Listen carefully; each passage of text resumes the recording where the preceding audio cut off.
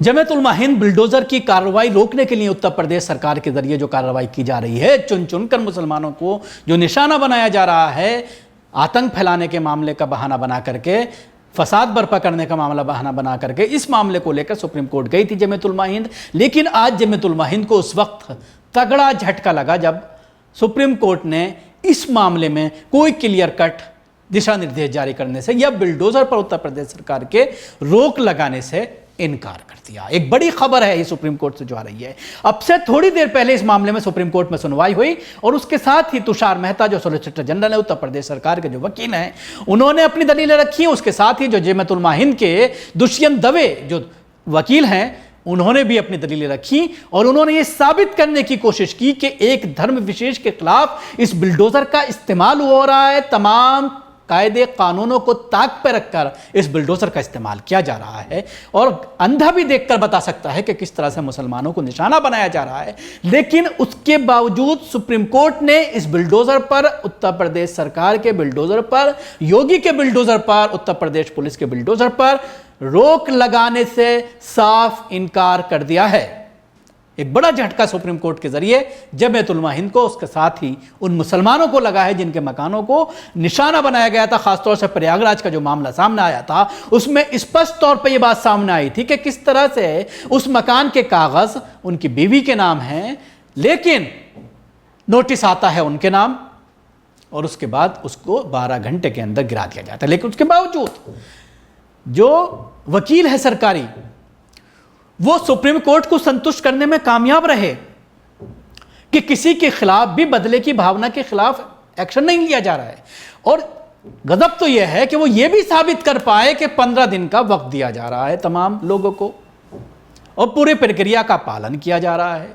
खुद supreme court की और हाई कोर्ट की दर्जनों गाइडलाइंस हैं कि अगर किसी का आपको मकान गिराना है तो उसके लिए बाकायदा एक प्रक्रिया है। लेकिन उसके बावजूद देश की सर्वोच्च अदालत सुप्रीम कोर्ट इन सारी चीजों पर खामोश रहती है और यह कहती है कि बुलडोजर पर साफ तौर पर हम ये आदेश पारित नहीं कर सकते कि हम बुलडोजर पर बैन लगा दें या उसको बंद कर दें। यानी अब देश की सबसे बड़ी अदालत से भी ग्रीन सिग्नल मिल गया है उत्तर प्रदेश सरकार को। और जाहिर सी बात है, जब सुप्रीम कोर्ट का फैसला है तो तमाम राज्यों की सरकारों को यह अब ग्रीन सिग्नल मिल गया है कि किसी के भी मकान पर अचानक बुलडोजर लेकर पहुंच जाओ और उसको गिरा दो, क्योंकि कोई निर्देश देने से साफ इनकार कर दिया है। सुप्रीम कोर्ट में बुलडोजर कार्रवाई मामले में सुनवाई के दौरान जमीयत के वकील दुष्यंत दवे ने दलील देते हुए कहा है कि देश में एक समुदाय के खिलाफ पिक एंड चॉइस के तहत बर्ताव हो रहा है। उन्होंने कहा कि एक समुदाय के न्याय के लिए निष्पक्ष कार्रवाई नहीं हो रही है। उत्तर प्रदेश में बुलडोजर कार्रवाई के मामले में सुप्रीम कोर्ट में आज एक बार फिर से सुनवाई हुई। इस दौरान दोनों पक्षों में जोरदार बहस हुई। जमीयत के वकील दुष्यंत दवे ने कहा है कि देश में एक समुदाय के खिलाफ पिक एंड चॉइस की तरह बर्ताव हो रहा है। उन्होंने कहा है कि एक समुदाय के न्याय के लिए निष्पक्ष कार्रवाई नहीं हो रही है। इस पर सॉलिसिटर जनरल तुषार मेहता ने कहा है कि देश में कोई अन्य समुदाय नहीं और केवल भारतीय समुदाय है। सॉलिसिटर जनरल ने कहा है कि कानूनी कार्रवाई को बेवजह सनसनीखेज बनाया जा रहा है। वहीं दलील सुनने के बाद सुप्रीम कोर्ट ने बुधवार को राज्यों में विध्वंस पर रोक लगाने का अंतरिम निर्देश पारित करने से इनकार कर दिया और कहा है कि वह अधिकारियों को कार्रवाई करने से रोकने के लिए एक सर्वव्यापी आदेश पारित नहीं कर सकता है। यूपी सरकार ने अपने हलफनामे में कहा है कि उत्तर प्रदेश में कानून के मुताबिक कार्रवाई की गई है।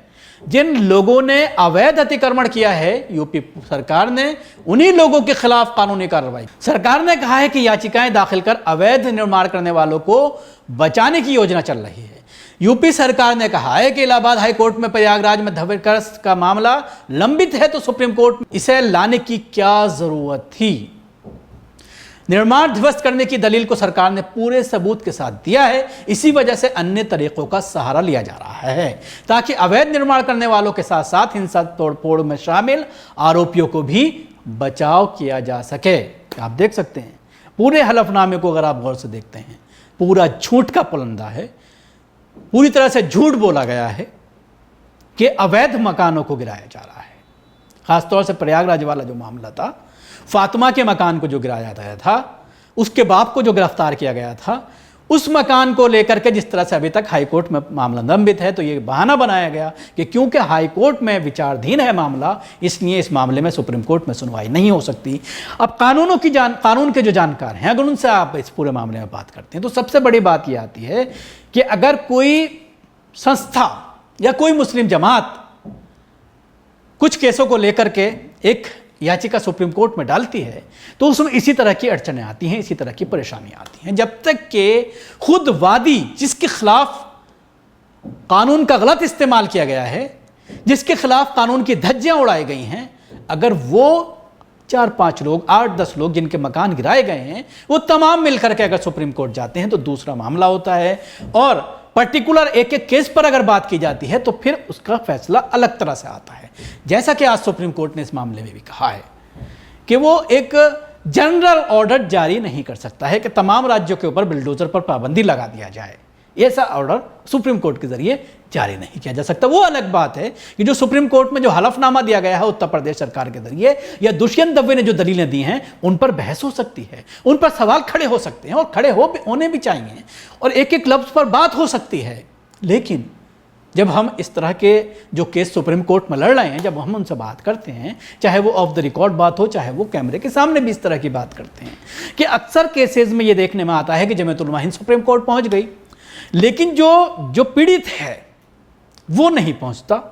कई बार ये देखने में आता है, इस तरह के वक्फ के केसेस में भी देखने में आया कि कुछ लोगों ने, कुछ वकीलों ने कोशिश की वक्फ प्रॉपर्टीज़ को खाली कराने की, या उन मसाजिद में नमाज की इजाज़त की जो खाली पड़ी हुई हैं बरसों से, जहाँ पर लोग नमाज नहीं पढ़ते और दूसरी चीज़ों के लिए उनका इस्तेमाल हो रहा है, वहाँ पर अय्याशी होती है।